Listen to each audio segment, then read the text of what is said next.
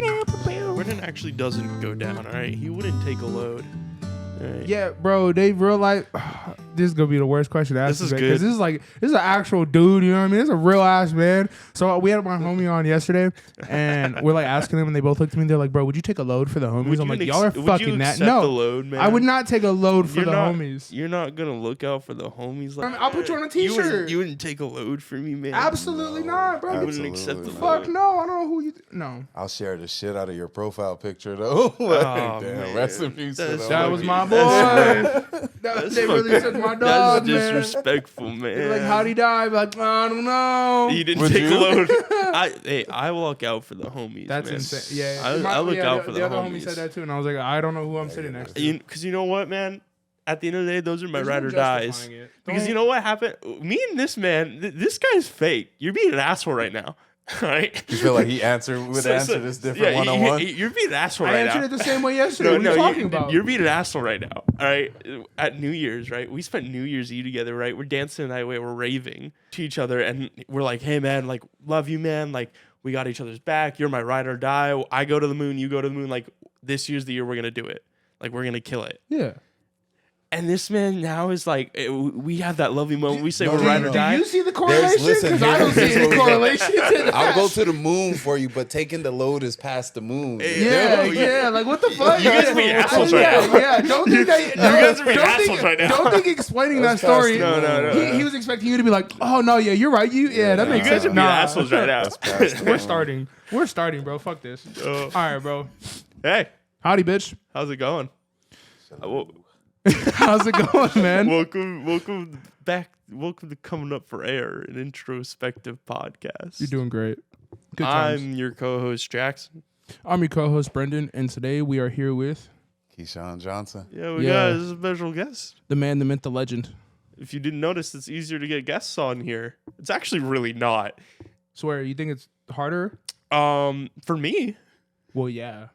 yeah, but I mean, it'll be nice whenever we're gonna get a setup. I'm gonna build something to go right here so that you guys just have a little boom arm.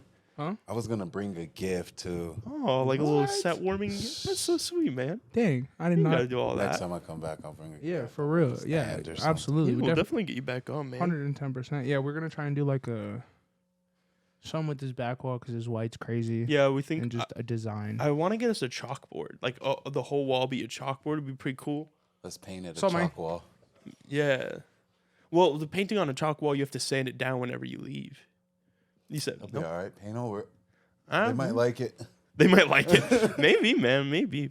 Anyway, we're just gonna talk about a whole bunch of stuff with my man right here. Yeah, we'll get into it. Gonna be basically talking about just kind of like elevating yourself as a human being, dealing with adversity, I guess, as a man, and kind of just growing. Sheesh, the process of growth. Yeah, for real, honestly. Don't be And afraid to get up in that microphone. To get it. to disrespect. Get all up in it. Yeah. Leave my stink on it. All right, Yeah, let's yeah. go. It's his microphone, so he takes I'm it the one home. That's taking his it home, problem, so, yeah, don't not worry. mine. I wouldn't. All right, it's okay. We'll get up in it. Yeah, no worries. I got you. But first, we're gonna hit a check-in. I'm gonna act like I came prepared. Brendan. Brendan. Hold up. Wait. How do you say his name? Brendan. Yeah. Step Brothers. I really enunciate the E in his name. Brendan. Yeah, everybody says my name differently. Like everyone has like a little like, I don't know. It's weird. Like everybody, there's like not like one way to say my And name. it's like I feel real simple. It's Yeah. Yeah. About how you getting it wrong. No, and it's not even that it's wrong. It's just everyone has like a little, I think like, not like slang, but like something in their Little voice, stank. you know? Yeah, you know. Their own way. Yeah, a little twist. Yeah, so How do but- you prefer it to be said? I mean, people just call me B, and it works for me. I ain't gonna lie. OD. Yeah, I people. refuse. Yeah, he only calls me B when he actually needs to get my attention, or like, Or like it's real shorthand. Like yeah, we're going. yeah, like come on, B, let's go. Come on, hurry up. Let's go. Yeah, but shit, my check-in. I kind of want to just talk about finding my motives and like my purposes on why like I like really wanted to actually start doing what I'm doing. Because like if you look back a couple episodes, I like you can kind of slowly start to see like my mindset change on like where I was actually applying like my pressure and really applying like the shit I needed to do and like my mindset on it and the shit I was actually trying to accomplish. Because I want to do all these like fucking things and I want to do a whole 100 different things. Right. But when it comes to like actually starting and finishing and completing one, that's like the hardest thing to do. Because like I'm always thinking about like, oh, I want to do this, I want to do this, I want to do that, and it's like, all right, bro, take a second to just start one, master it, complete it, on to the next. It's like an ADHD. Yeah, because I just want to do so much, and I can see myself doing so much, rather than just like, all right, bro, like start. Well, also, You know what I whenever mean? it's the same thing as like whenever you talk to people about the thing that you're doing and you get that reward, Mhm. you're already like, all right, on to the next thing, because I've got the satisfaction of completing it. Yeah. The whole idea is basically like if you undertake something, you should like a goal or something that you're trying to achieve. Like say I start going to the gym and I want to hit a certain weight goal or whatever. I shouldn't tell people the details of it because then they'll reward me or like be like, oh, good job. Like, that's really cool, man. Like, I will get that dopamine satisfaction response without actually having done it. And I'm like, I feel fulfilled already. So I don't need to achieve it. That makes sense. Yeah, so for me, it definitely like, obviously watching like motivational speakers, whether it be like David Goggins or like Joe Rogan, would fucking get me running through a wall, bro. Really? Bro, Joe Rogan could literally get me to run through a fucking wall. Same with there's this dude, his name's like Jock something. He's just stocky ass white Navy SEAL, who like he talks about some of the shit that he went through, and it's like, dude, I want to go fucking pull someone's heart out right out of their fucking chest and then eat it in front of them, dog. Like, just straight savage shit. Like, bro, like, it makes you, I'm like, I could do anything, bro. Same with David Goggins. Like, David Goggins alone, like, he, like, reaches into some deep, dark part of your soul, grabs that bitch by the fucking face and yanks it out. And it's like, it's time to fucking rock and roll, motherfucker, whether you're ready or not. Believe it or not, I get a lot of my motivation from Kevin Hart. Swear. Kevin Hart. Kevin Hart. Do you give a lot of good motivation speaches or anything? Nah, I like his books. I like his books and just him as a person. I didn't even know He's he had motivated. books. No? Yeah, he's a Oh, man. I think that's something that he talks about a lot, is that like something that people don't understand about him is that he's a very like articulate and like intelligent person in general. And that's like a thing that went viral with him and Nice. Duval is I don't know if you know who Duval is. He tried to hand him like a blunt. He was like, smoke this shit, like yada yada. He was like, bro, I don't smoke. And he looked, he was like, you know what, this is a perfect example. He was like, for social media, he was like, guys, you always don't have to be a pie. He was like, just because it's legal now, he was like, does not mean that you just have to smoke and just do whatever people want. He said, I'm not hitting this. And then Duval was like, let's take a shot. He was like, I'm down with that. He was like, what the fuck? I'm the opposite. I like weed because you can control yourself. I don't like alcohol. Yeah, because once you get to a point, it's like, yeah. But yeah, Kevin Hart, I like his books. A lot of his books are narrated. You do Audible or audiobooks? That's just how you purchase them. He only releases them Hey, audio. man, that's the way to do it, though. And he narrates them himself, so it's hilarious. That's awesome, dude. Yeah. you could hear it. Do you like, do you in like his voice. have you tried his, oh, wait, you don't drink. Never mind. I already got my answer. I was going to say, have you tried his tequila? Which one? I don't know. You I didn't- drink on occasion. I'm a social drinker. Yeah. Same way. Same. Yeah, a social drinker. Well, I guess he made a tequila recently, and Brendan had me take a shot before one of our shows. It was rough. It was bad. It was Was it? rough. I don't dude. think I like Kevin Hart's tequila. Oh, Dude, man. like that shit had your whole throat torched out. That's how I felt about LeBron's tequila, Lobos. I didn't even know he had a I tequila. didn't like it. I actually knew that one. I yeah. didn't like it. I Yeah. also don't like his tequila. Yeah. I think it's tequila. Yeah, well, I think that I'm spoiled now. Because bartending has shown me a lot of like the richer parts of like, oh, this is the good stuff. This is the stuff that I probably shouldn't drink. And so now I feel like real snobby about my liquor that I want to consume. What's your choice? Vodka. I like vodka. I like Belvedere, personally. Belvedere Forest if I have the choice, but that's not usually available. So I'll probably have to go with Hennessy. Hennessy? Cliche, but Hennessy's I like good, that though. Hennessy. I can't Hennessy's a drink good Hennessy, pick. bro. No? Dude, Have you ever had a Godfather? Hennessy? No. It's Hennessy and Grand Marnier. It's pretty Sounds good. Yeah, it's pretty good. Hennessy makes me feel like I can fly, and it's very dangerous. Try Vevu You just said you'd eat somebody's heart.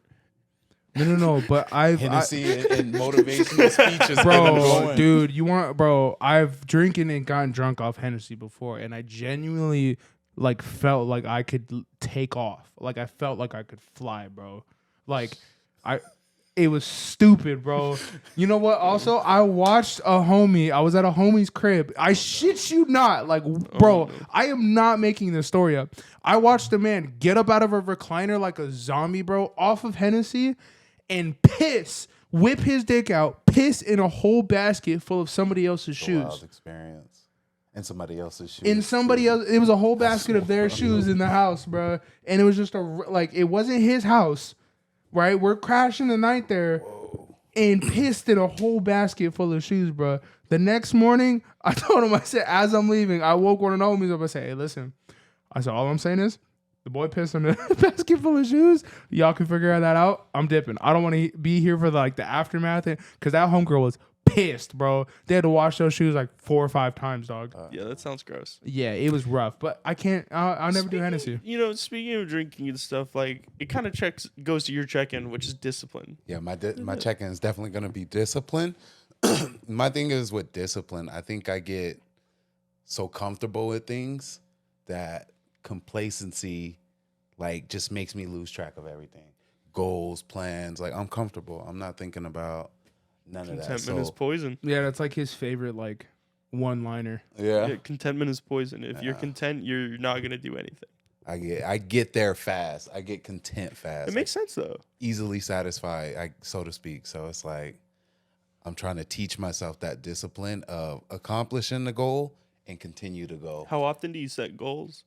6 months, 1 year, 5 years. So you have a lot of long-term goals. Yeah. You gotta start setting those short-term goals, man. And not only that, but I think a lot of people who say like if you end up setting up challenges for yourself and you're knocking them out too easy, you got to set harder goals. Right. Like you just have to up the challenges. You know what I mean? So like, you know, like I'm sure with certain hustlers or stuff like that, like we've all had homies that like, oh, I want to hit this amount, or like even working out, I want to hit this goal of weight, and then they end up hitting that or hit a money mark, and then they hit that shit way easier, and then all of a sudden they're like, oh, that's crazy. Like I can keep going. You know what I mean? I think that's a self-doubt thing too, right? Yeah. When you say like where it's like, oh, I don't think I can get to 100,000, so I'm gonna set a goal for 50,000. Yeah, and then you crack 50,000 like super easy, and then you know kind of like take a step back and you start to realize, you know what I mean? Because again, you might be cutting yourself short and not realizing what you could be doing, right? Because you are like, bro, I got this shit on lock. Like I can do this shit mad easy. You know what I mean? Yeah. It's a weird dance that you have to play of like not selling yourself short, but also setting something that's semi-realistic so you don't get discouraged by your own failures. Yeah, but then it goes to say like, what is realistic? Like, because then wouldn't you still be selling yourself short? Anything short? No, I don't think so. I think that there's like a fine line that you can dance of like, of me being like, okay, the life that I live right now, I would like to go to the gym 5 days a week. Right. Realistically, I can go 3. And like, that is how I prevent my burnout and everything.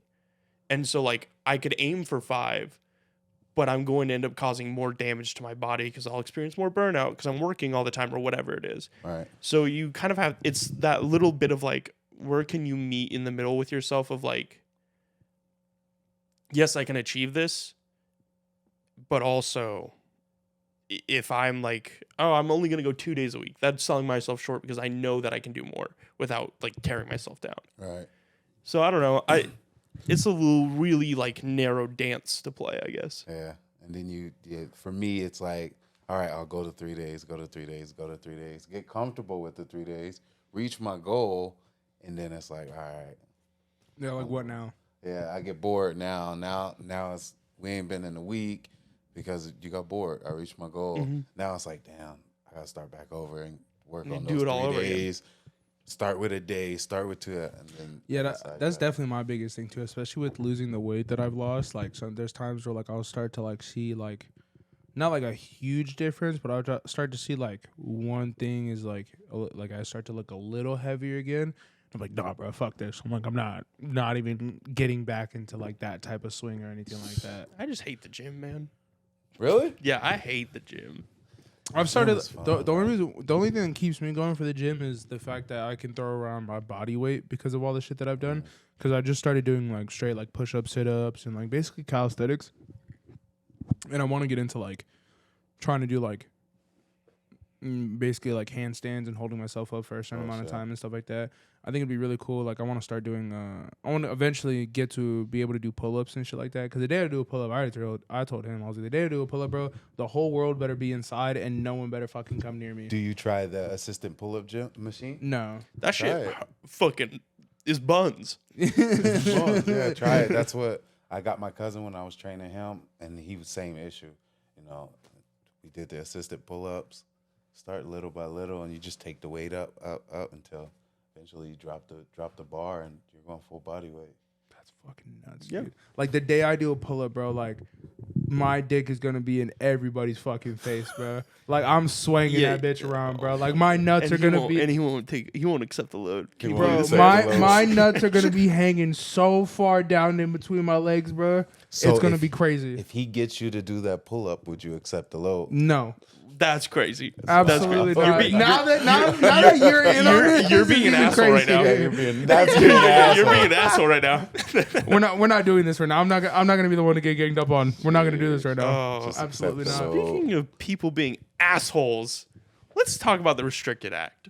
Oh yeah, I really wanted to All hear right. you talk about this. So, here's the deal. All right, government had their meeting or their little Congress meeting, and they interviewed one of the people from TikTok, which is Right. the company's name is ByteDance. I'm pretty sure it was the CEO. I don't think it's the CEO. I'm almost positive it wasn't the CEO. Oh, I might be I tripping. could be wrong. Basically, it was a lot of really bad tap dancing. There was a lot of times where he would get asked questions, would try to answer them, and they'd cut him off. They wouldn't let him answer. A whole bunch of stuff. If you want to see, there's a bunch of things posted on it. That's not really what we're here to talk about. Congress comes out with a statement either yesterday or today saying that they still view TikTok as a threat. So this is what happens. They release two papers, and we're going to focus on one of them, and it's called the Restricted Act. I think it's like S683 or something is Yeah. the code number.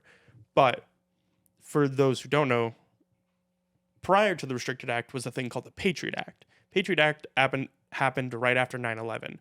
All right, God rest the towers, or whatever. So Patriot Act basically gave the government permission to kind of spy on what you were doing. That's where the whole thing came about from. And then it ended and got renewed in 2005. And then it just got ended in 2020 or 2021. So the last little bits of it are gone. Okay. And so the Restricted Act comes up, and conveniently, there's very little about TikTok, and it's a lot more about technology and its personal effects. So the Restricted Act gives you the government basically full permission to view everything that you do online. If you have a VPN that allows you to You basically access, get attacked for it. yeah, if you have a VPN that allows you to have access to, like, say for example, TikTok gets banned, and so you VPN like you're in China, and the government can shut down your Wi-Fi because you are accessing restricted stuff. Now, for those of you who took English 101, this is going to sound a lot like Brave New World, that book that they force you to read. I think they even, like, in high school. Did you ever read Brave New World? No. So basically, or like The Giver, but it's Yeah, basically the I remember idea The that Giver. the government has taken complete control and everybody is kind of just in this cogged machine. Yeah, or what was that that firefighter movie where they burned all the books? Fahrenheit 451. Yeah, that one. Yeah, also that. It's actually a lot like that because it's just essentially a control of. dystopia where they basically tell you what you can and can't. And so some Ew. governors went on, or congressmen went on the news and openly stated that one of the problems is that they can't regulate the algorithm that allows for people to see news feeds, things that are going on in the government, and it doesn't let them control the elections. And they didn't say exactly like control the elections, but it was heavily implied that they can't make people absorb the media that they want. Right. Because TikTok's not filtered. It's got their algorithm, which, by the way, also when the TikTok man, I can't remember his name right now. Sorry, I think it's Chew, whatever. Whenever he was being interviewed or like questioned, I should say, he said ByteDance is willing to provide the algorithm for TikTok that we use so you guys can have the full breakdown and see what it looks like. They're also relocating to Texas, or one of their organizations for the US is relocating to Texas. So all of the US data will be inside the US completely. And then he goes, which, by the way, you guys having access and us being forthright and giving you permission to view our algorithm is something that no other company has ever had to do, not even previously questioned companies such as Facebook. He said, yet we are willing to provide it. Why? And they're still like, nah. But it's because the Restriction Act is really just to be able to be like, we want to control everything. We want to control your news feeds, see what you're viewing. We have full access to your cameras. I feel like they do that anyway.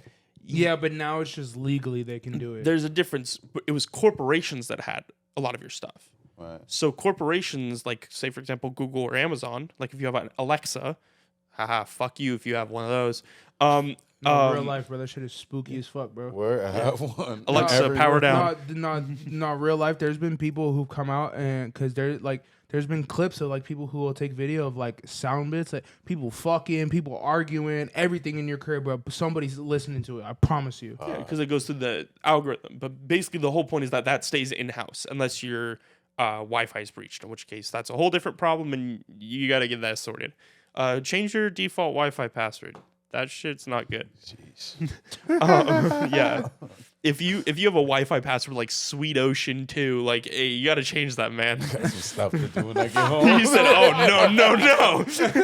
we got a checklist on them. Go. Yeah, it's super easy. Just go to your VPN. You gonna come home, you're gonna be like, honey, get rid of all this shit. Yeah. Quick. Unplug all the Alexas.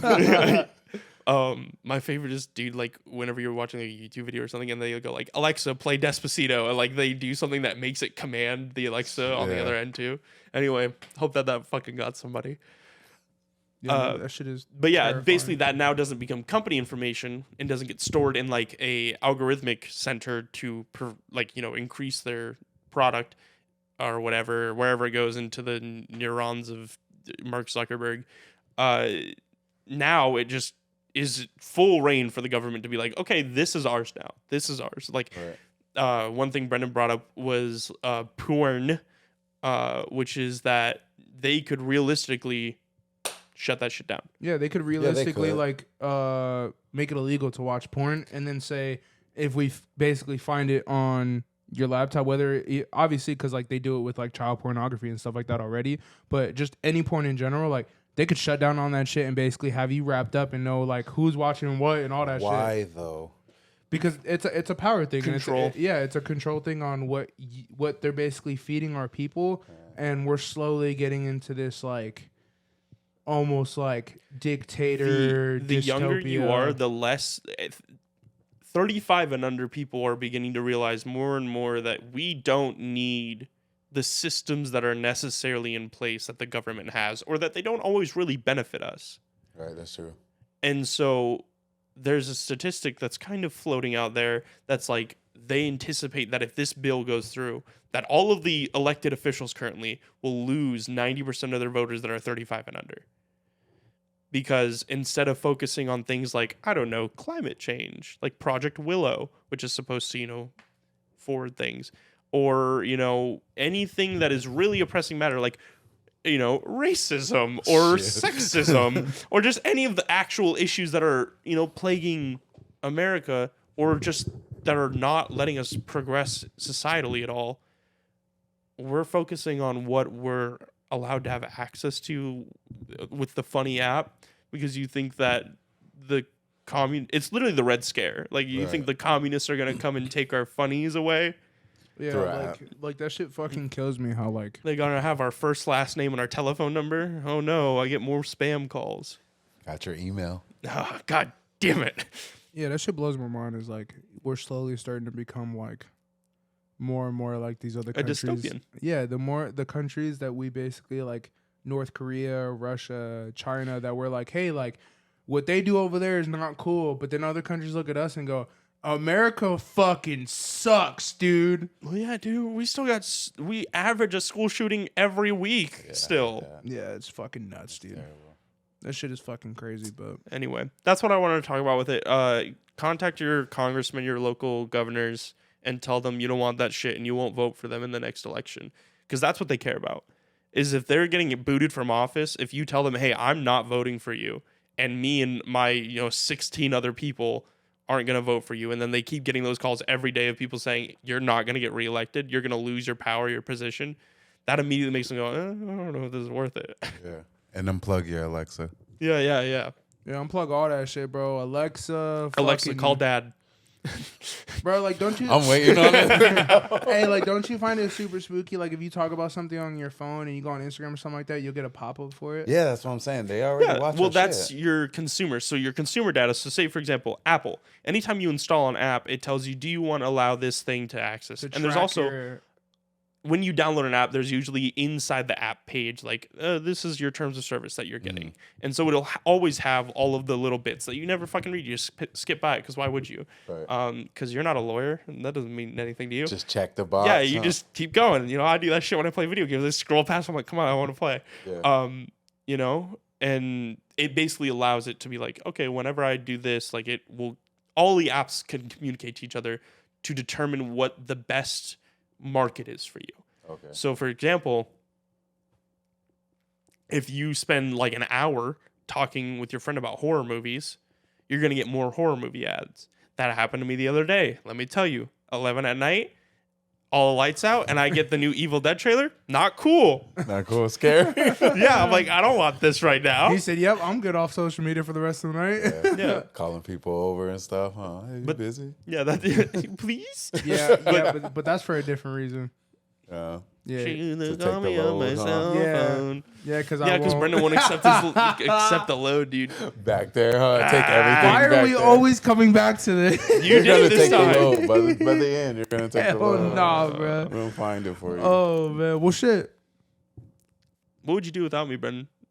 I'm dying. I'm on my deathbed, and I say, Brendan, you can save me, and you're gonna tell me you wouldn't do it.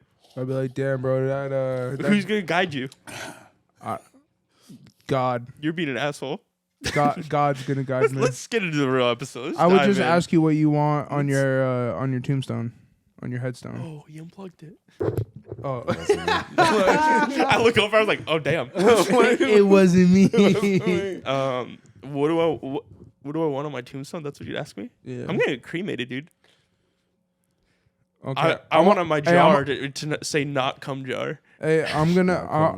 gonna tell you what Josh told me. I'm gonna put you in a blunt and I'm gonna smoke your ass. You know what I want? I want you to get an urn and get some of the ashes, and I want on my urn for you for it to say wouldn't accept a load. It's your fault. Okay, I'll gladly put that. They'd be like, "What's this mean?" I'd be like, "Bro, my homie said that he would have survived." But it would be so funny, Yeah, it would be a great story to tell. and that's what I want. That's what I want, That's man. what I'm gonna tell my grandkids. I wouldn't take the load, so I wouldn't take the load. My best friend died. Long story Hey, short, that's kids, if you remember me, man. don't take the load. don't take the load. Hey, Brendan, that's if you remember me, man. Facts, bro. I'm probably losing my mind by like 50, 55 the way my family works out. Holy shit. All right, let's dive in, man. Let's talk about growth. Yeah, man. about it. Honestly, he's leading most of this. So. Yeah, I got you. I'm tapped out. I think I guess the question to start would be like, if you had to tell somebody like, I guess the start of kind of when you like really started putting pieces together of like this stupid ass shit we call life. You know what I mean? And kind of like the story you kind of broke to me, the first time we really talked about like, some deep shit and stuff like that. Like, like where do you come from and, what got you here? So for me, growing up, I'm from Long Beach, California. Moved here when I was 11. Growing up in California, growing up in Arizona, two different things, right? But it felt the same to me. So I'm wild, right? Yeah. The wildest kid you can think of. Doing all the wildest stuff. I even made it to Judge Hatchet when I was like That's 14. what the name was. Yeah, Judge Hatchet. Yeah, who's Judge Hatchet? I was about to say for people who don't know. She was like this TV judge back in the day. I say back in the days, like I'm old. I'm 31.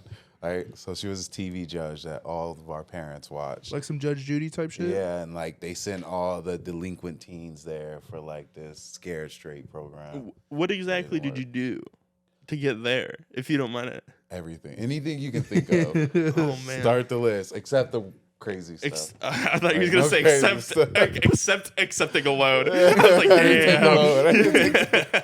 That's what I did. So probably what, just like robbing cars, fucking. Nah, honestly, we just sold drugs. We fought. You know what I'm saying? We came from California, so that was just our upbringing. We fought. We was bad kids. Like, it wasn't. Because technically, what, you grew up in the 90s? So like with Yeah. the whole gangster rap and shit like that. Yeah, and coming from Long Beach, you know what I'm saying? We was Crips. We was doing our little thing. Yeah, I feel you. Whatever. We kids, and we just all together. And next thing you know, this neighborhood don't like that neighborhood, and shit happens, right? Mm-hmm. Yeah, so it was wild. It was wild times.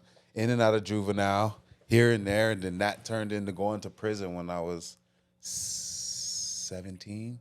From 17 to 23, I went to prison for a fight, right? That's some kind of fucking fight. I was gonna say, 5 you must years. have whipped that motherfucker's ass. It was one punch, too. It was one punch. It was a one-hitter quitter. One What'd you do, punch break his changed my jaw? life. Yeah. Yeah, that's what my cousin did. My cousin went to, unfortunately enough, he walked up on this dude being on an old man, and he just so happened to be the son of a lieutenant in the captain force, or in the police force. And so, but my cousin's also black belt in jiu-jitsu, so he's legally a weapon. His whole body's a weapon. Like he's literally has a permit that says like my whole body's a weapon. He literally one right hook to this man's face. He broke his eye socket, his orbital eye socket, his jaw, and I think like some of the bone like smeared up into his face like that. Like they had to do a whole like surgery on it. Reconstruction. Yeah, like he went in for I think like 3 or 4 years. Right. And he got out on good behavior because they wanted to keep throwing shit at him because the lieutenant or whatever just like kept like trying to throw shit. And yeah, like that shit is crazy. The fact that like them one hitter quitters, like you don't realize like one hit could put you in for that long. Yeah, and it happens so fast, right? And it's like that one moment changes your life. And for me, going into prison, 18 years old, I had just had a kid, never met him before. So I'm like, dang, that's how my dad was too, because my dad was always in and out, right? So I'm like, in there, I'm like, I got to figure this out. I think My bad, I don't mean to cut you off, but before, like, obviously going through the prison and stuff like that, so, like, with your dad always being in and out, did you ever have, like, that father figure for you? I had a stepdad, but it was more so like, you're not my kid. So Yeah. it felt like I had another brother. Like, I have 3 brothers. It's 3 of us and a little sister. But so it felt like more like having another brother. But Yeah, just because I always, like, asking because, like, obviously, like, from, like, a men's standpoint, like, I always try and, like, kind of, like, obviously, like, there's so many different walks of life, you know what I mean? And, like, some people are always like, oh, like, I can't do this, or, like, you know, you're more privileged, you know, because you had a father or something like that. But some people, like, they have the same situation with or without a dad. You know what I mean? for me, not having a dad and being the youngest of the household, my thing was I just picked people to take that place, like kind of fit that role. Like, all right, I'm picking my big brother. My big brother's gonna show me how to dress. Like most people have their dad show them how to tie a tie, put some clothes on. I have my big brother, so it was kind of like my dad's. I can relate to that. My big brothers and moms. You know what I'm saying? But yeah, in and out of the system. 22. I was about 22 years old, just about to come home, and I made this pact with myself, like I'm gonna come out totally different than when I went in, right? Because when I went in, I was probably the person you didn't want to be around. So I was like, yo. And how'd that experience for you in prison go? Like, did you try and become like that hothead shot caller on the yard, or did you kind of keep to yourself? Because I know that there's naturally I became the hothead shot caller, but I wanted no parts of the politics, right? Yeah, because I know like talking with one of the other homies at you know, our job and stuff like that is that we also had him on the podcast, Steven.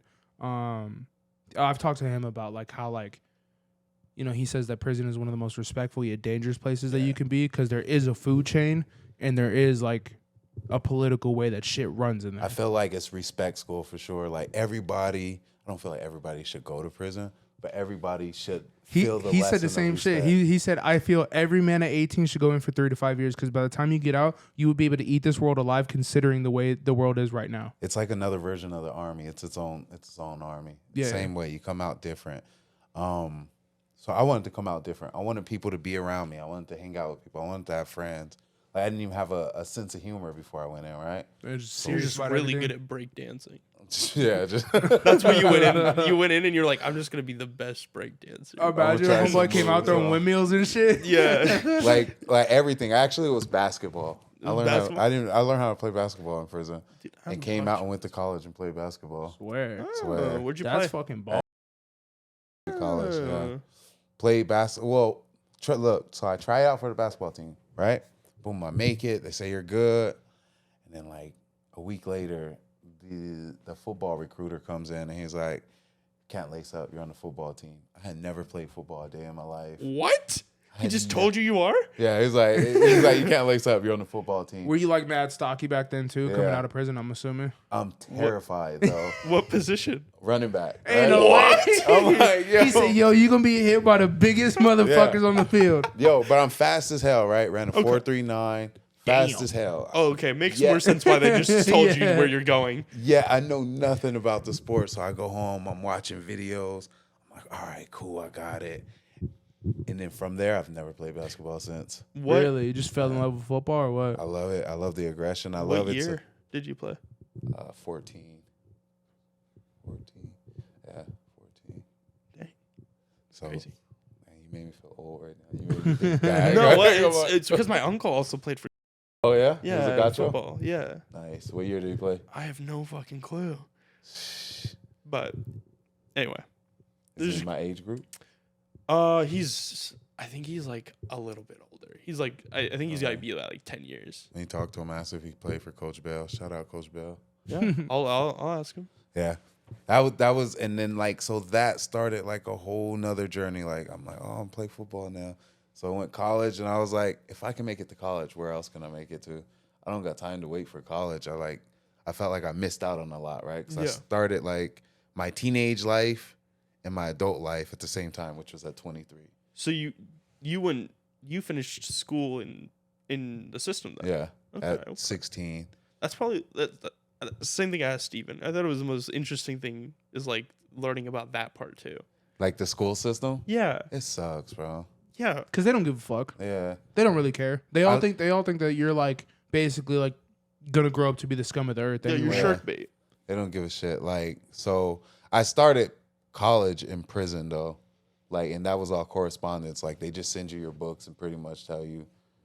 keep Figure it up. out. Do scholarships exist? Yeah. Did You get get it? all the same access outside, inside. All the same That's access. crazy. You can write letters, you can get grants, you can get scholarships, everything. That's it. And it's just all correspondence. I'm glad that exists at least. Yeah. But it's just go at your own pace. Yeah. So if you're not good at like self-teaching, it sucks because there's no teacher. Yeah, nobody's Yeah. gonna sit there and be like, "This is how you Y'all- do this." Dang. You The literally system have is to write just- a letter. The system. They're like, "We're giving you everything you was just- like. You need to actually do it, Well, that's- except somebody to teach you how Well, to that's fucking what- do it." college and high school became during the ick. Yeah. Hella. And that's crazy. Well, that's what college was for me the whole time because my teachers were kind of buns. Well, yeah, and that definitely because my mom worked for So, like, for a high school during the ick, and them doing Zoom classes. It was like, we have kids who need to be physically like in class to be able to learn and I have see to what move I'm. the yeah, pen and show you yeah, why x equals y. Yeah. Yeah. It was tough. I feel for the kids that lost out, like sports wise, right? Yeah. Like Oh yeah, they got their like. Or imagine getting your senior year taken away. Like, that sucks. Well, everything's crazy with college sports right now because the transfer system's all fucked up now. Which it matters because before, if you transferred before pre-C, then the transfer system, you lose out a year of playing. And you don't get that year back. in high school. No, in college. If you transfer from one college to another for sports, Oh yeah, you have to redshirt. you lose a year. Yeah, Well, but it's now- same for high school too. yeah, Yeah, but now they took that away because of the ick. Mm. And so because everybody was transferring back home or whatever, and they didn't want people to lose out years whenever things would calm down. So now the transfer system's just open. And so people are transferring left and right because colleges will reach out to kids now and Yeah. like it's like drafting for the NBA. Well, yeah, and then now that you have collegiate athletes making money like off their name and like likeliness, obviously they're gonna be like, somebody in California, USC is gonna be like, bro, we're literally Southern California, like, You got Why all would the, you not play for us? Yeah, you got all the snow bunnies. You got all the fucking advertisements you want. Like, what's good? Why with it? not though? I feel like if that kid's putting the work in, Yeah, pay might him. as well. Absolutely. You have to pay him. Yeah, like they have to give Reggie Bush his Heisman back. They have to. After everything that happened, they have to do that, bro. That man was just smart about making money. But anyway, kind of looping back into it, and obviously like kind of like how you said you started your teenage years and your adult life at the same time, right? At the same time, everything happened for me fast. Like my first 6 months home, right? I was about to say, so going into that, what's that look like? November 2013. I make this pact with myself. I write myself a letter and I send it to myself, right? Like a goodbye letter to my old self. Hello to the new self. I come home, I'm a blank slate. No friends, just me and my wife, right? 6 months later, technically, it was my girlfriend. 6 months later, I'm married. I got a kid on the way. I meet my other son. So it's like life throws itself at me fast. I got to be a man. And that promoted growth. Like, that taught me, like, okay, as an adult, right? As a full-grown adult, you have to learn how to maneuver through the worst situations, right? That's what it is. That's growth for me. That was a wake-up call, huh? Yeah, I love chaos. I love to maneuver through chaos. It's not like I attract it, but chaos causes my growth. Like, you know what I'm saying? I always tell my wife, like, our blessings come in harsh wrapping paper. And that's what it is. Like, through the wildest moments, it might be losing a parent. It might be losing a friend. It might be losing a job. It might be losing your dream job to the egg. Like, but through that moment, you're going to learn the most. That's how you learn. Like, and then the rest of it, you just live and enjoy your life.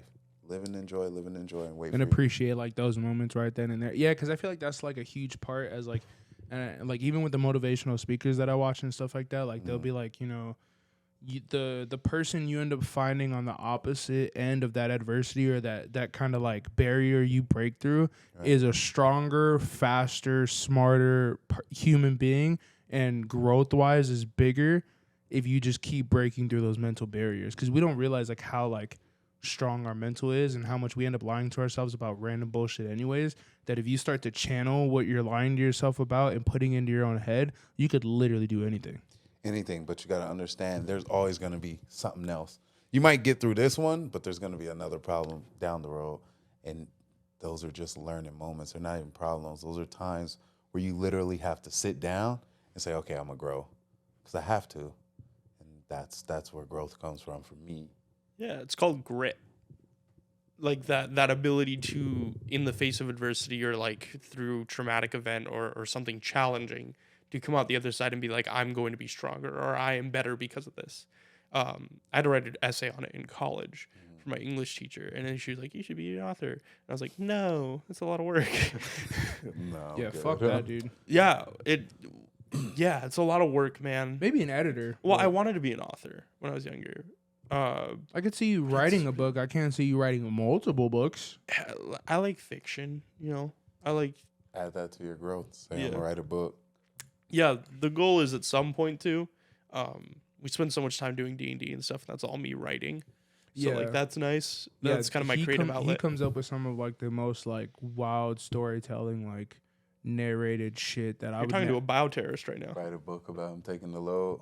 Hey, amen. It's gonna be a children's book. It's gonna be 20 pages long. It's gonna have and beautiful the load pictures. is gonna be I'm gonna have Jessica do all the art. You could do like a load of like laundry, you know what I mean, and then throwing it on like a bug's face or something like that. I'll and it'd be figure like it a out, kid, man. yeah. I wonder how many people would catch it. I'll figure it out. I'm gonna have Jessica do all the art. Title's gonna be B takes load, you know what I mean? And it's like a bug and like laundry and shit like that. I already see it happening, bro. It'll be great. It's like Disney Channel's like most of the shows that we grew up watching. Dude, when they all dropped like little fucking hints of shit and we never saw it. In the movie, are you gonna take the load? No. All right. Listen here, motherfuckers. Nobody take this idea. All right.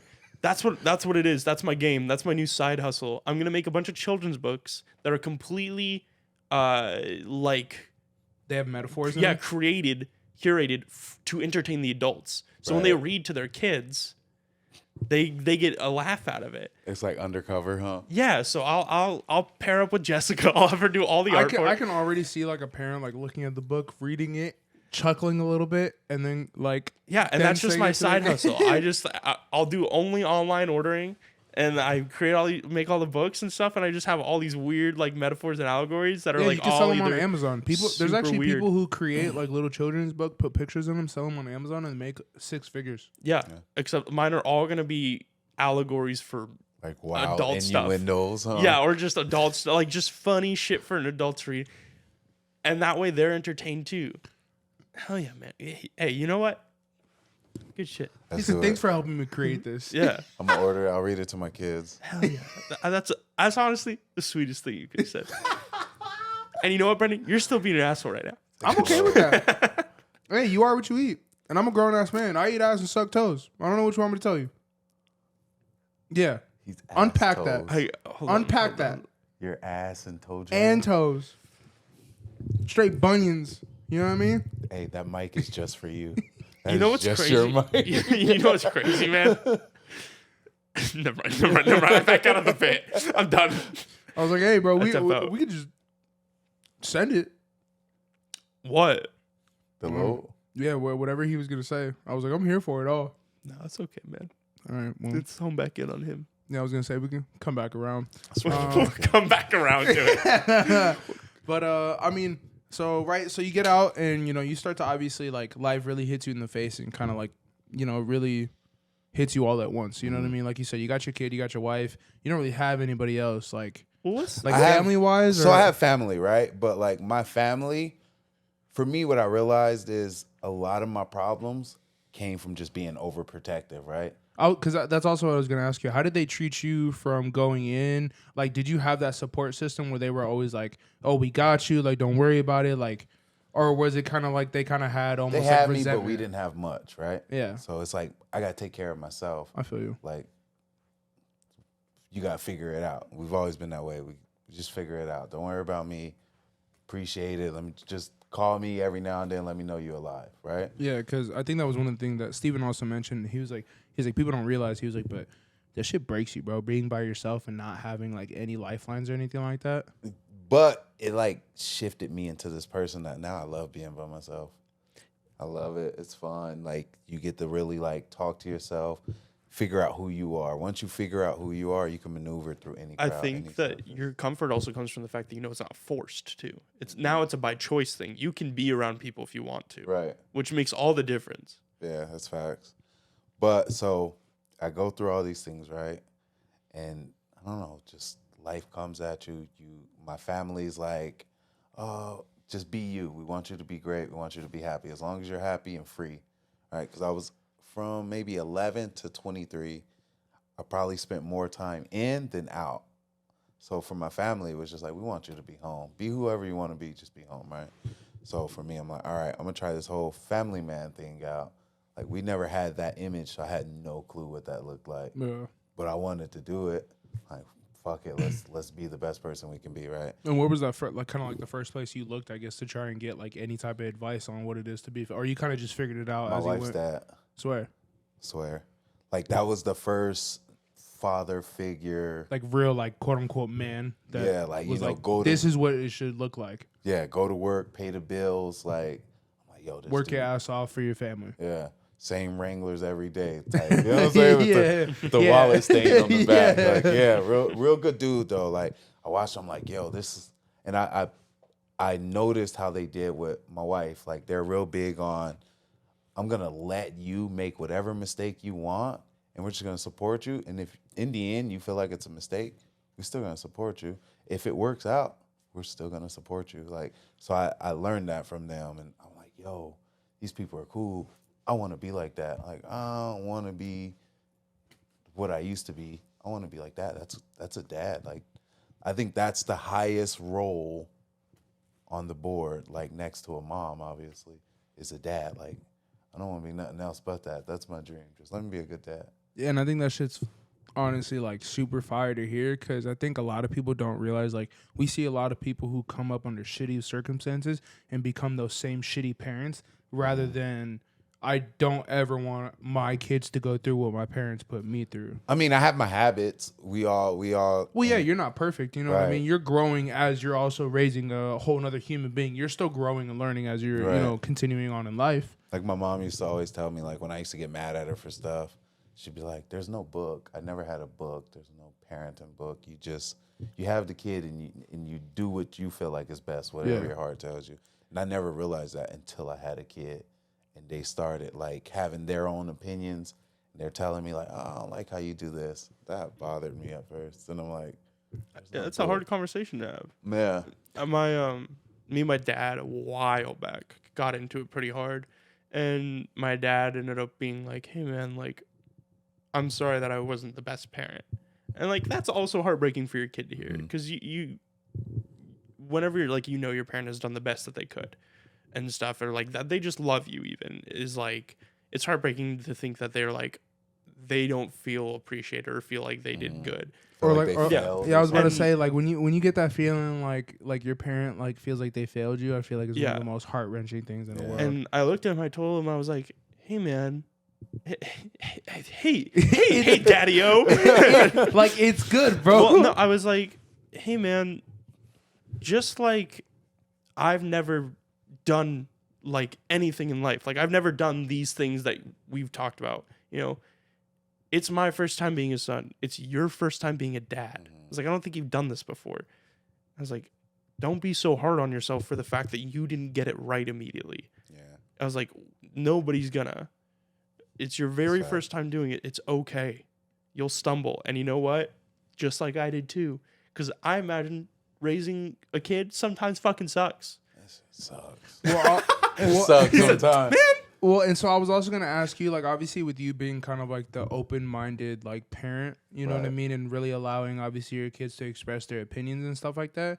Do you also think that like, because I think I had to have that conversation with my parents and basically tell them like, I understand you're my parent, you think you know what's best for me, but I've come to an age and I've come to a mind where I'm like, I start to see and can kind of think for as like, I just need you to support me. yeah, like even if it's not what's best for me, or if I'm gonna fuck up and you can see something that I don't see, like let me still make this decision. Let me learn my lesson. You know what I mean? Because like there's been times where like I'll get into it with my mom or I'll get into it with my dad or something like that, and they're like, "Bro, like do not do this," or "I don't think you should be going out," or "I don't think you should be going to this place," and I'm like, "Nah, bro, like fuck it, I just want to do it anyway." So then we get into it. They're like, "Fuck it, go ahead then."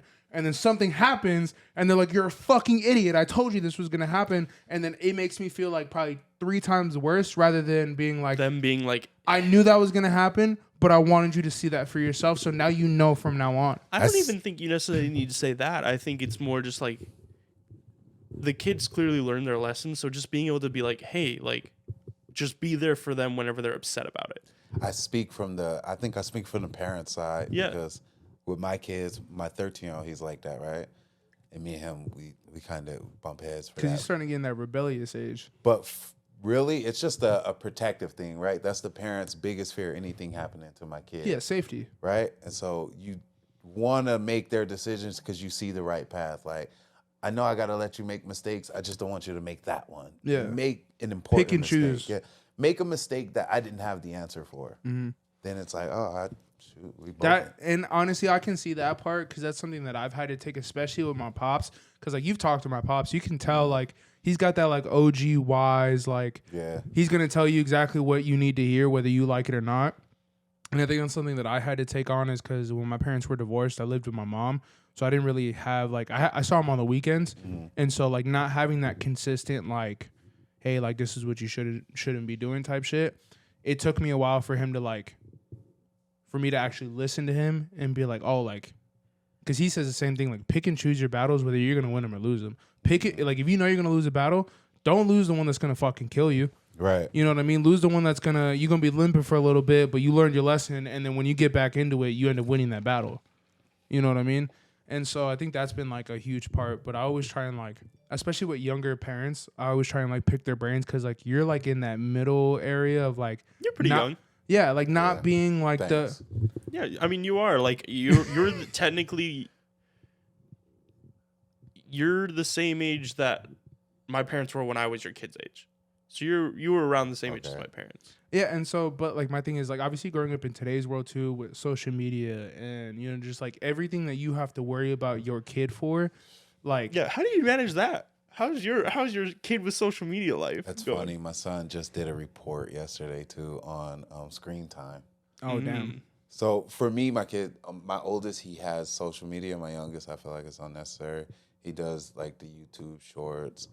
I don't feel like they needed that early. Like it's a little too early until you actually learn how to send a text message correctly. Especially Then with we'll what talk they're about feeding social them, because media. I had this talk with my mom about like when it comes to like the whole like trans like community and like the politics behind that, or the politics behind like the women's rights and like just basic human rights and everything that goes on in social media with it, the stuff that they're teaching kids and putting into schools now, like me as a dad, if I see my 5 or 6 year old boy in a dress, running around on a horse, I'm not gonna think that my son's gay.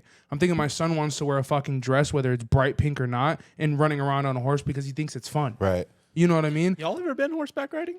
Yeah, in summer camp. Yeah, that shit's scary. That shit is terrifying, especially Really, that's fun. well, Oh, I had a big ass horse because I was a big ass kid, so they threw me on the biggest fucking horse that they could find. I was just learning to ride, and I started to try to get it to gallop, and it kicked me off. Ooh. And then it was in like one of the small circle rings, so it almost trampled me too. Oh my god! So yeah. that's why I said it was Yeah, scary. you were your traumatized. experience. I still love Yeah. I would still go horseback riding though. I still think it's cool. But I'm just saying in I was, like, general, 10. like the shit that they're like feeding into our kids and like trying to like I get trying to create an open mind. Progressive. It's too open. Yeah, like it's way too like bro, It's like open. anywhere from I think like 16 you can technically say like all right, we can start to kind of slowly introduce these ideas, but like yeah, you can be 10, 11, 12, 13 and still argue like the whole sexuality thing, but no, you really can't, bro. Like you're still a whole ass kid. Like just enjoy being a kid. And even if you do have those questions, there think- are still outlets for them. I think that when people get upset about that argument, it's usually because you don't bring up that point, which is like they're a kid, let them be a kid, which is the important part of that argument. I think most people get hung up on the like, and this is why a lot of like the people in that community get really angry, is because when the arguments get posed, it's usually because it's about the sexuality thing and not the let the kid be a kid thing. Yeah. And that's a whole mixed bag. Yeah, I don't know. When I was a kid, we didn't really care about that stuff. We cared about I- when you came around. If you I was a care little about who's got dinos. different, were you fast? That's what we cared about. Can you Yeah. beat me at this race? Yeah, Like, for real. Like, yo, can you kick this Can ball? you break shoot dance this? as You good know as what I mean? can? Can you break Yeah, like what Show the me fuck? something. We don't care about none of that. I think that's the thing. It's a lot of us thinking for them, and it's like they don't even care about this stuff. And that's another thing that we've talked about is how people try to get sensitive and defensive over other people's shit. Like especially the white people, they love getting That's me. bro, they love getting defensive and offended for other people's shit. You know what I mean? And I'm like, dog, it is not that Like deep, super bro. overzealous, huh? I'm like, bro, like just because you feel like you have to apologize or like make up for something maybe you did in your life does not mean that this I other fuck with it, though. situation. I like it. I like He it. said, I like when they feel Like when you awful. see them in the grocery store and they're extra friendly. Hey, man, all right. they're like extra like Yeah, they're Yeah, appreciate They it. do though. Yeah. it's like, no, Like, dude. bro, you weren't walking like that You know 5 what? You- minutes ago. Yeah, Change your walk. you know what I do in the grocery store? I act like I'm deaf. Yeah? Yeah, I pop earbuds in, but you can't really see them, and I'll usually wear a hoodie or something, and I act like I'm deaf. bro, he had this lady screaming at him in the fucking store. And he can hear her, And which means he has to hold it together. As Yeah, I he Have you know. ever got the- somebody to text you? Yeah, they'll type out a message. I had one time this person who they were like, I felt kind of bad because they were like 18. And it was this like 18-year-old girl who was very confused and was trying to find something. It looked like she like either just moved out on her own or like this was the first time she'd ever like done grocery shopping on her own. And she ran into me when I was like, I'm not talking to anybody.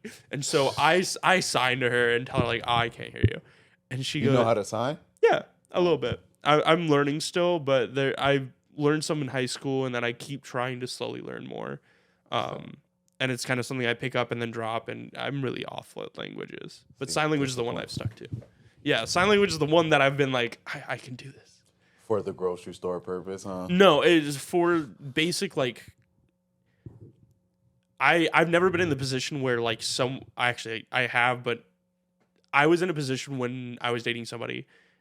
She's Latina, and I dated her for 3 years, and I her family can understand me, like her extended family, like her grandma, and I can understand her, obviously. But I think it's funny that you mentioned that she's Latina every single time you bring. well, that's how like this is important to the story, sir. Otherwise, I'd just be like, her grandma couldn't understand me, and he's like, well, why couldn't she understand you? Anyway, so this whole thing goes back and forth, and so I get how frustrating it can be, or like kind of upsetting it can be whenever you're like, oh, I really want to tell you this, but I know you can't understand me. And so I can only imagine for somebody who's deaf and can't really, majority of people don't speak sign language, and so it probably sucks. But that little thing of like, you run into somebody who's deaf and you ask them how are you in sign language, and you have like a small conversation. I can have a small interaction, but I can't tell you about the tea with Becky at work. Yeah. But and instantly that person feels, I can see the smile. They look happy and included. There's an app, I can't remember the name of it, but you can use it in like when deaf people are in a situation or a blind person's in a situation where they can't see something. They can jump on the app and they'll just ring your phone and be like, oh. That's cool. They'll be like, hey, what is this $5? You'll be like, yeah, it's a $5 bill. Oh, that's really cool. I got to remember the name of it. I'll get it and I'll send it to you. Anyway, that girl ended up typing out, she just needed like, I don't know, some like milk or some shit. Is sign language all the same language? No. Mm-mm. Like if you learn sign language in Spanish. No, it's called ASL, so it's American Sign Language, and then there's like a plethora of different types, because even ASL has a different form of ASL. Right. Dang, I never know that. But yeah, I mean, I know obviously we kind of got a little bit off topic, but I mean, kind of wrapping back. I would say like towards like the back half of like, obviously like, you say you're out and you're slowly starting to kind of figure out this like, obviously life and becoming a dad and, becoming a good dad while you're at it. From a financial standpoint and from a man's standpoint, like, obviously, like, I mentioned it the last episode that we just did. Men are really born into this world, like, with no purpose. I feel like we you feel that way? No, I really do, because if you look at most men, right, we have to grow up and prove ourselves success-wise, financial, and we have to hit this certain status of like, I can provide for everybody, and that's the success. Like, I can provide and put everything on the table for everybody, and I put clothes on my family's back, and being that like that figure of like, I take care of everybody. You know what I mean? Right. But I think like, no one gives like, and obviously it sounds really shitty like saying it this way, but like, if you have a good looking dude and a good looking girl in today's world, like honestly, who's gonna have it a little bit easier?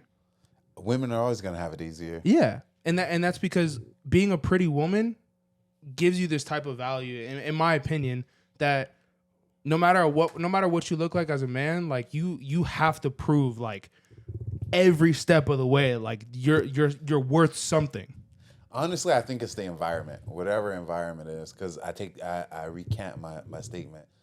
Women won't have it easier. It depends on the environment, because there's environments we can go into that'll be easier on us, and there's environments that they can go into and it'll be easier on them. So I think it kind of just depends on the environment and where you're at. So true. Well, yeah, I just feel like it's like there's no like. I think you keep trying to put an absolute on this, and there's no absolute. Like a woman wouldn't make it in our world. Think about a woman where we work at, right? A woman working there, they don't last. Well, that's because statistically speaking, like women are far more superior when it comes to human resources and tapping in emotionally with human beings. That's why I think a woman wouldn't make it in your guys' work line, because guys are shitheads to them in that work line. Yeah, same with construction. Okay, yeah, but not only that, but a woman, respectfully, most women would not be able to pick up the copper pipes that we use or the gas pipes that we use because they're so heavy. And that goes into our entire economy is based off of men going into those jobs that usually have a death rate of an insane amount that people don't even think about. But you won't see a woman going into that because she probably wouldn't last, and that's just being plain honest. But you put me in the office and tell me to organize it, I'm not lasting. Or not even just that, but put you in an office with a bunch of people and tell you to go fix their problems. Women naturally are empathetic, and they're really good at dealing with emotions. You know what I mean? And that's just because, like, obviously being raised by, with two moms, that's why you're a little bit more in depth with your emotions. emotions, and you're able to tap into those emotions and stuff like that because you're able to you were able to see that side. You know what I mean? Which is the same with me. Like growing up, being raised by my mom more than my dad. Thinking about it now, like I wouldn't call myself a little bitch, but it was just I was definitely more intact with my feminine side than I did have like that masculine, like I'm a man's man. You know what I mean? And everybody has their different definition on what a man is, but I just think that like obviously the value system is like so fucked up on like on both scales. You know what I mean? And on it's extreme on both sides to it. It's just that like obviously I try and like talk about like come from a man's point because I can't ever talk from a woman's perspective. I just think that's a real dangerous dance you do a lot of the time with it. Yeah, especially because you tend to speak in absolutes, which is like extremism and absolutes are really dangerous. Yeah. No, I feel you. But then obviously if someone's got a problem with it or if someone does want to ask me about that and then I actually explain it and then, if they feel some type of way about how I either word it or feel about some type of way, then obviously we're going to have those differences. But I'm never going to shit on somebody else or be like, yo, I don't Or they fuck just won't listen to the podcast. Yeah, but then that's on them. I think it's an opinion, though. Everybody's allowed to have one. I think that's the issue with the world. Everybody wants to control the next man's opinion. Yeah, and it's like, if I don't agree with this, then I'm just not going to watch it, which, again, that is your wholehearted decision to do that, which is I'm not going to argue with it, but also in the same sense, like, rather than just not basically consuming it, why not ask the question and be like, all right, well, since you think this way, here's my rebuttal, here's what I think and why I don't agree with you, and just have that respect. Yeah. You know what I mean? Because we can still have differences of opinion, but I can still respect you as a human being. That's it. You know what I mean? And I think that's what this world, like, you have to think the way I think, or you have to think the way, like, see the world the way I see it, or you're just wrong. Everybody wants you to pick a side, and if you pick the wrong side, you're the bad guy. But they want to forcefully put you on their side. Yeah, and if you don't believe what they believe in, then, especially, like, and it's with every lane, you know what I mean? Whether you want to think about, like, if you want to think all the way right, as soon as you think one left idea, the right will call you this extreme liberal, yada, yada, this and that. If you think one thing out of line with the trans community or, women's rights or something like that on the right side, automatically you're a bigot, you're a racist, you know what I mean? You're not a feminist, you're misogynistic. Like, there's a whole bunch of extreme on both sides that people don't know how to, like, kind of find that middle ground. You know what I mean? In the same sense, though, you got to know when to throw the opinion out. Sometimes you got to keep your opinion to yourself. That's what Mama said. I feel you.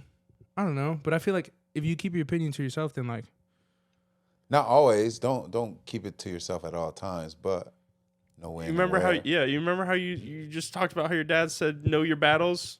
Well, yeah, obviously, yeah. No, that's the whole point. Don't start a battle with the women. No, I know that, but don't take fat L's. No, just for the sake of it. No, I know, and it's not like I'm just like out here just like all like fuck all women, but like I've had the conversations even with at the coffee shop that I work at that like the whole ideal of like feminism and then what feminism truly is, like some people like don't really have their head wrapped around like completely, and they haven't done the research about it. You know what I mean? That's like half the battle is just really understanding like what you're talking about. You know what I mean? I think you need that. And that's something that he's pointed out to me.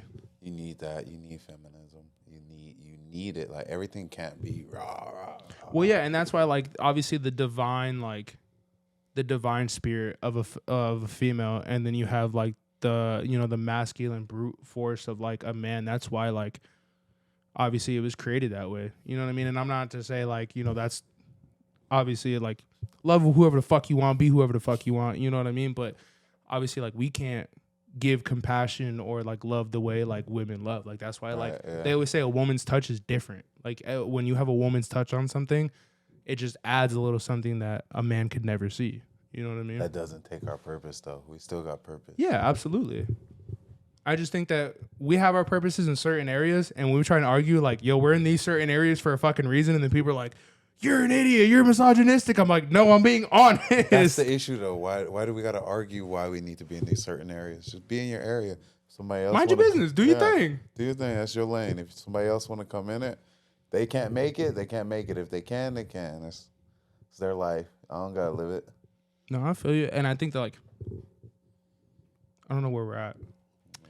You probably come up.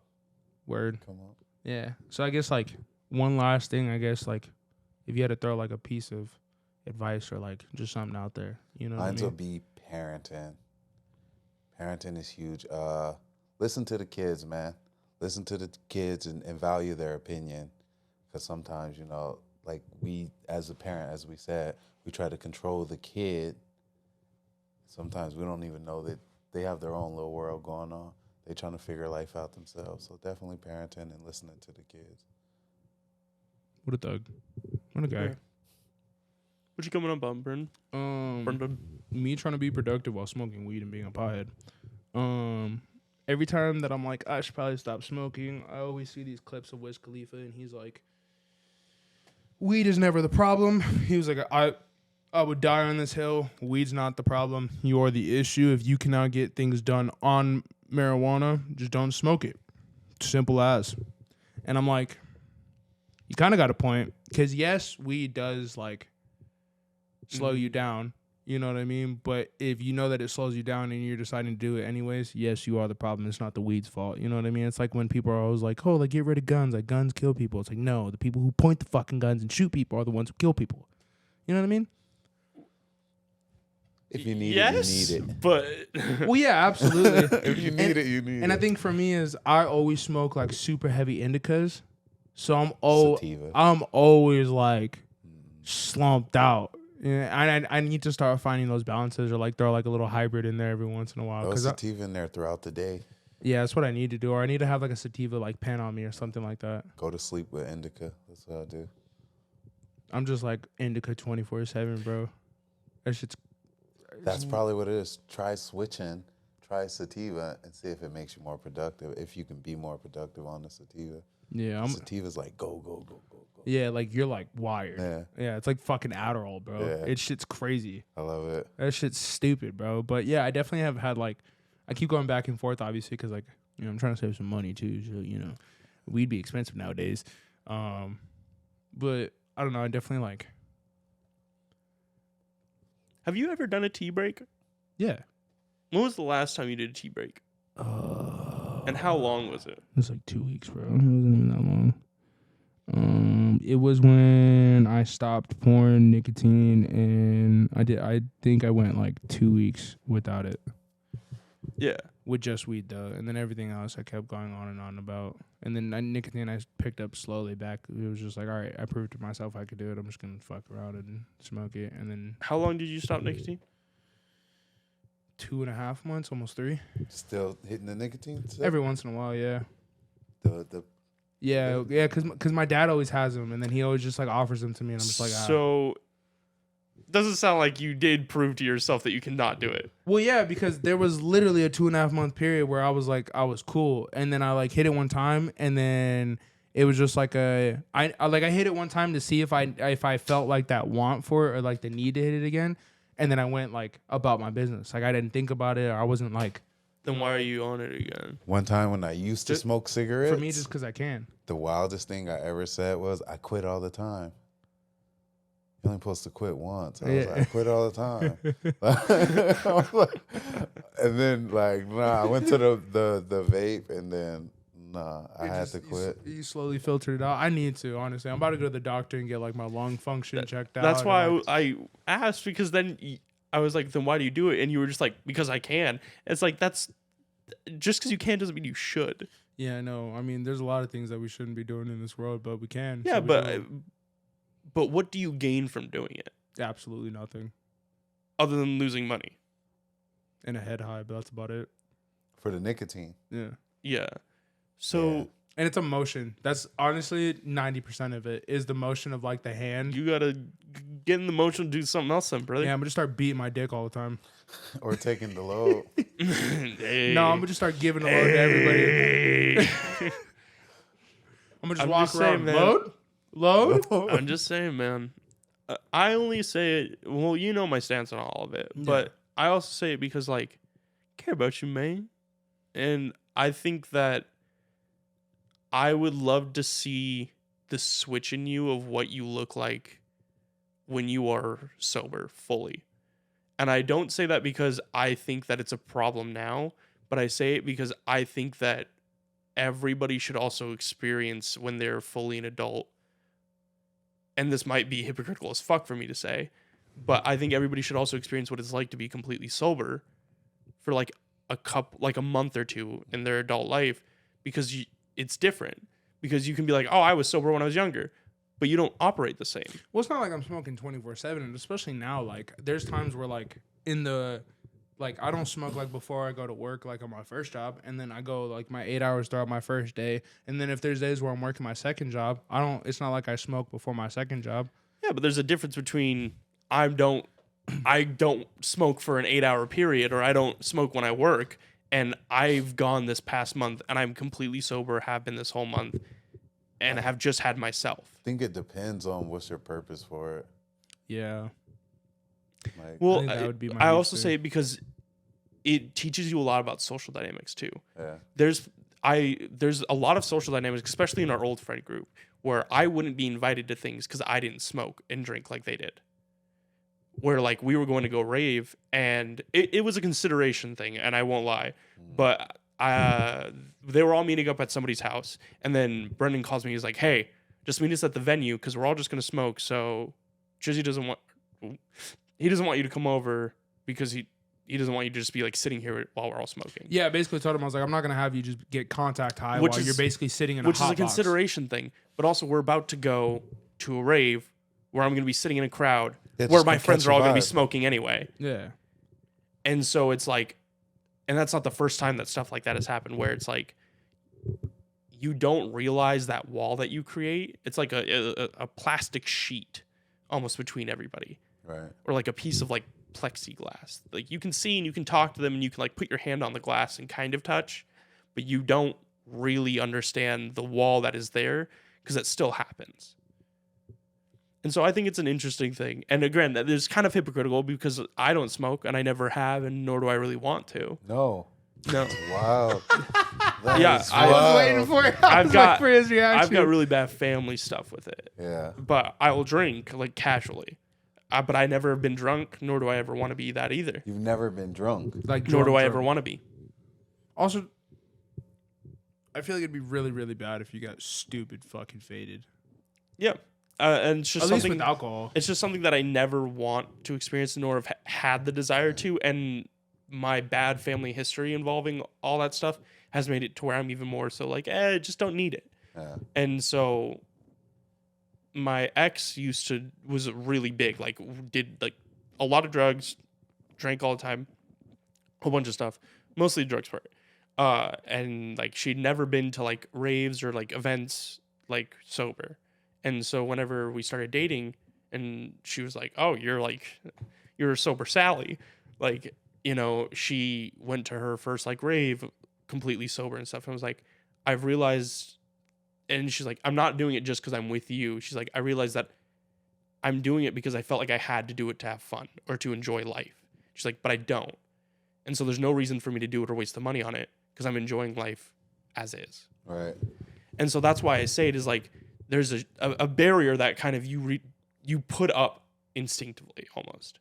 And also I think it's something that everybody should experience whenever everybody around you is high or drunk and you were the only one that's sober and you're just like, I don't really want to fucking be here because everybody's completely incoherent or giggling at nothing. I used to work security, so I know how you feel. Yeah, and you just kind of sit there and you're just like, there's nothing for me here.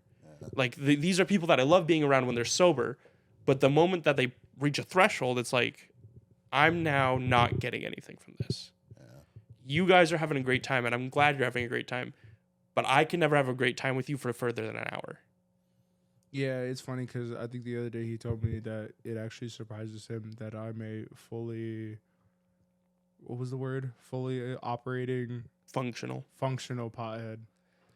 And sometimes you're not. Sometimes I'm definitely a potato. We recorded one episode when That was not off. No, weed. no, no. I took a point of Molly and I was slurring my words. and the he entire showed up and he episode. was like, I'm not gonna lie to you. I literally told him right And before. I said, "Yo, I just popped the my point." face went white. Yeah, I was bro, like, he was so dude. pissed. He was so mad with me, bro. Just because like I was supposed to go out that night, and so my homie had like me and my homie were like looking at each other, and we were both like, he was like, I'm gonna take mine now. He was like, but you don't have to. Like, you have to go to your potty. I was like, I'll just take one. I was like, it can't be that bad. I didn't realize they were Pack-a-Punch, so they had extra in them, right? So by the time it kicks in, I'm sitting there, my body is tingling, bro. and I'm slurring words and shit like He's that. so incoherent. And Oh, I'm pissed bruh, because like I'm it was trying to rough. drag us Yeah. through this episode. Yeah, it was rough. By the end of it, he goes, "Do me a favor, don't ever do that shit again." And I was like, "All right." Yeah, I've To never point out tried to you that. how bad it was, the episode goes up. I have 3 friends throughout the week text me and go, "Hey, dude, episode was cool. Brendan didn't make any fucking sense though throughout all the over whole the of it. Like, place. what was he all, good? all over, bro. Like literally, like yeah, it was all bad, Yeah, dude. he was like, I could point was out he the good? episode for sure. He was like, was he good? And I was like, no, he wasn't. He's like, they were like, yeah, you look kind of angry. And I was like, yeah, I was. Yo, he was furious, bro. Yeah, it was. I shouldn't have told him, and I should have just rolled through it, and then he would have realized like halfway through. Like we turned off the camera, we hit stop record, and I literally looked at him. I said, and he looked at me and said, "I'll never do it again." And I was like, never. No, it's the ick, bro. Yeah, no, Just know it's the ick. only time I've ever been like actually furious at him for doing anything. Yeah, Sheesh. but yeah, I mean, Anyway, that's my take on it, man. yeah, I definitely need to kind of find my balance with it. And I mean, Discipline. yeah, we'll start with sativa, and then we'll see if I just need to stop. But I knew he was gonna say it, It's hard to stop, man. but like, isn't that a concerning sentence? No. How is that not concerning if it's hard to stop? I like the version of myself without stopping more than I like the version of myself. You And know I- what's and crazy? I can That's respect that. crazy. I can respect that because have I not said the same thing? Yeah, I remember you and Shay, we were talking about it at D&D, and somebody said it was because I made the joke about me being cool. Mm-hmm. And then Shay was like, "You're cool because you don't do drugs, Jaxon." And we're not cool because we're scared if we don't do drugs, we won't be cool. Nah, you're cool just because. And more of like what he said is more of like I know myself when it comes to like, especially growing up, like I was as big like weed is bad, like yada yada, till about like 16, 17. So like I can obviously like I'm way not way older, but I'm older now, and I know like obviously I'd be a little bit more calmer. But like I know like But that's my point, man, is that you're an adult now and you've gone through so much evolution and change that you but, don't like, know what that looks like anymore. I kind of do still don't? know. I You kind of don't. do, bro. So as a adult, you have not said, all right, for the next 30 days, no weed, no nothing. No, because when I worked at Dutch, I would say the longest I went is probably a month, and that was when I worked at Goodyear. I went a month where I don't know if it was you or Nick, but I made a bet with somebody. Not me. Then it was Nick. I made a bet with somebody with Nick, and it was like because we were trying to do like the whole like bettering ourselves, like stopping nicotine, and me and him both tried to stop, and I stopped weed for a month because I was feeding so hard on nicotine, and if he dropped nicotine, and he only had to smoke weed, so we were doing the opposite because I wasn't as bad on nicotine. He was feeding like every 3 days. He was probably cranking one out. So I did it for a month, and I definitely had that like clarity of like mine, but also in the same sense like I'd argue also post Dutch days have changed you immensely. oh yeah, absolutely. And I think that like In which way? I think he's a lot more self-aware and self-reflective, and I think he respects himself a little bit more. I think he also ooh, yeah, is that's for sure.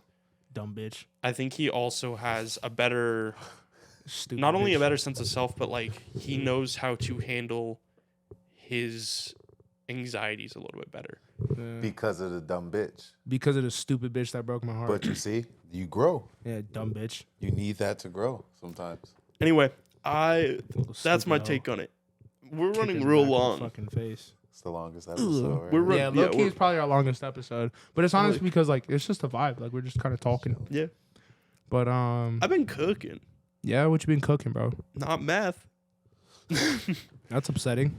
I've been cooking, man. So I made these burgers, right? Berbers. Yeah. So one, I bought peanut oil to make some fries. We'll start there. Do you guys know how much fucking money peanut oil is? Expensive. It's expensive as fuck, dude. Yeah. And avocado oil. Yeah, I don't need the avocado oil yet, but Hey, do you know avocado oil actually doesn't come from avocados? I believe I it. did not know that. It's just, I did not know that. It was the way was the way you looked back and you were like, I did it. It's probably just like lightly flavored, seasoned. Oh shit. But anyway, so I make these fries with peanut oil. Best fries that I've made. They were amazing, gas, right? And then I make these burgers. These burgers also amazing. So I took Wagyu and then got it all ground up, made the meatballs. But Was it like American Wagyu? yeah, it was American Wagyu. I don't got that expensive stuff. You see where we're at? I don't got that kind of money. Shelf. Yeah. But then I also took bacon, cut up the bacon, mixed it in with the Wagyu, so that they were just like one patty, basically. Took the balls, pressed them down on the pan, started making those and everything. And then I don't remember what the style of it is, but you take onions, basically, and you throw them on top. And then whenever you go and you flip the burger, you flip it with the onions still on top, so they cook in and up. And that way all the oil seeps down in. Now, here's the great thing. All the bacon, because it's part of the beef, you get that bacon grease that cooks into the pan too and makes the beef really, really moist also. So it's got... Like me hungry. Yeah, dude. Hungry. Normally I make my own bread, but I started way too late, so I didn't get to make my own bread, which was sad.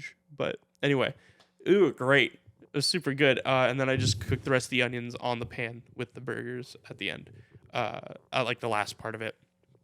But anyway, the whole point of this was I've been trying to chef it up, man. So I've been getting into like, there's this channel I watch called Pro Home Cooks, and he's really good about like breaking down really simple and unique like menu items, like food items and stuff, and better ways to like prep and stuff. So I got rid of all my Tupperware, all of it, and then I bought new Tupperware. I became an adult about this, right? Because I was like, we had a lot of the stuff in our house is secondhand things, like all of our dishes, all of our Tupperware. Getting rid of Tupperware is crazy. Yeah, so I was like, I can't keep it. I was like, I don't know where most of these lids go to, and like this Tupperware is shit. Like, because it was all mismatched. It's like a random cabinet full of Tupperware. Yeah, lids, it was literally just like a pile of fucking bullshit. And so I was like, all right, whatever. I grabbed a bag and I was like, all right, Casey, help me out. And Casey's like, okay. And so, and Casey's my roommate. And so he grabs trash bag, holds it open, and we just start throwing shit in there. I get rid of all of it except for the ones that Jeff uses for meal prep, which is my other roommate. Yeah. And so then I buy new Tupperware, which is like the Snap ones. So I bought like nice Tupperware, put it in there, and then I got deli containers. Deli containers are like those little plastic circular containers. If you ever ordered like the black ones? No. Have you ever ordered like a curry? Yeah. And they give you like a little to-go curry, I should say. No. Okay, so it's like that's hella precise. Like, well, it's just something that's very. Have you ever easy. had a curry? It's like it's like a plastic mason jar basically, right? And it's just like a lid goes on top. It's like Snap. Okay. So I got a bunch of those too because they're really easy for storage and stuff for food. And then I bought painter's tape and then just mark and label the stuff that I use and when I used it, because that's one of my biggest fears is that I'm gonna get sick because I don't know when I last prepped something or I cut something. So like this onion that I cut, I like mark the day that I cut it, so I know like, okay, I have this many days. I gotta use this. I wish I can be that organized. It's honestly made it to where I want to cook more. If you're really like, if you take the time to be a little OCD about like, okay, this is my space, this is how I want to cook, this is like, I should be smarter about my prep money wise, this is going to be better for me because then I know how to portion out my meals. Like I made these like chicken tenders basically. And then I had like 3 of them that were left over, threw them in a deli container, and I don't want to just eat chicken tenders again. And so I ended up taking those chicken tenders, reheating them, throw them on a pan with a bunch of onions and like peppers, and then made fajita quesadillas with them like 2 days later. Because I was like, I'm not going to make the same meal with them, but I can switch them up and still utilize them. Have you cooked for someone else yet? Yeah, I cook for people all the time. Like I cook for my roommate. I used to cook for my significant other. I used to do like dinners with people. Oh no! I used to do dinners with people, so I'd have like a bunch of coworkers over and cook for people. I'd do like poker nights or whatever. Oh. But yeah, and I've gotten better and better since then. What's your favorite dish to cook? Favorite dish to cook? I don't know, man. I was like, I already got mine. It's yours. Steak, bro. I hate steak. I make a mean steak. I do not like steak. You don't like steak? I do not like steak. What? I'm a medium well kind of a guy, so I feel like it's too chewy. Mm-hmm. Yeah, we got issues, bro. Real life. I Cause like medium is like my cutoff. medium. Like it's too. Don't leave no pink. Like, no bro, none I of- love a good medium rare No. steak, bro. Like that shit is so good to me, bro. When you got You're a like, cannibal. hell yeah, I am, bro. Bro, I'll sit My dad there and loves it just burnt, like like Yeah. a hockey puck. dude, I'll go crazy, bro. Just bare hand ripping apart meat, bro. Probably breakfast burritos, or I make chorizo biscuits and gravy. So the gravy's not Biscuits and gravy, sausage right. based; it's chorizo based. I'm gonna say mine's is gumbo. Gumbo. Swear. Like a big. Well, I was gumbo gonna say, fan. like, obviously, like being a kind of fit dude and swole dude, how do you take on your protein then if you don't eat like steak or beef like that? Chicken. Oh, you just eat a You shit can ton do of like chicken. a million different things with chicken. Chicken's super versatile. And I don't like chicken breast. I'm like hella Chicken thighs? precise. Chicken thighs. Chicken thighs is the way to go. You have to go Breast chicken is- thighs. It's a stupid cut. Like, thighs is good. You can do anything with a Yeah. thigh. And they hold on to the flavor. Juicy. Yeah. Yeah. Chicken breast is like, unless you really is make it a wild. certain way, bro. Like, This is wild. yeah, unless you like make chicken breast like a certain way, like it usually ends up being kind of dry. Or wings. Chicken wings. Oh, I'm a slut for wings. I don't like that wings are cut into portions now. Well, you can buy like quarter wings and And cut them sold. yourself. You gotta go pay $1 a wing at Domino's. And it's just for the piece. It's like $30 for a 30 piece. Why are you getting wings at Domino's? Yeah, that's my question. I get bro. wings everywhere. Nah, Alright, nah. fair The enough. fact that you're okay with getting wings from Domino's is wild. crazy. I ain't gonna lie to you, I bro. have kids, bro. You guys gotta understand this. Nah, I think ATL is your best bet. ATL takes too long, bro. That's why you order it online. Nah, still too long. What? And Domino's, because it comes with pizza. True. I got 3 boys, I was bro. about to say you got the whole parent mindset though, so that makes sense. Yeah. You'll eat Alright. whatever. All right, let's wrap it up. Yeah, We're running hella long. yeah. This is literally gonna be probably our longest episode. Yeah, I hope you guys enjoyed it. All right, you listen, you little fucks. Yeah, let us know if you obviously want to have demands back on. If you got any questions for him, anything like that.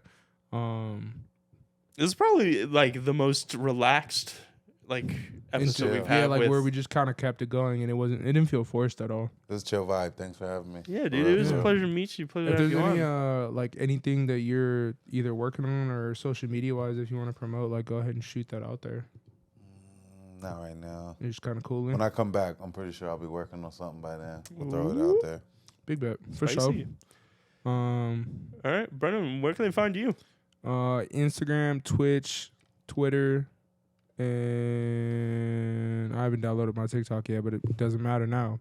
Instagram, Twitch, and Twitter at KillerB420. You can find me at RQ on Twitch, TikTok, Twitter, and YouTube. Yeah. Where can they find And- us? Instagram coming up for Aircast, Twitter up for Aircast, and TikTok coming up for Air Podcast. Swag. Gang, bitch, be a good human being. Yeah. See you next Wednesday.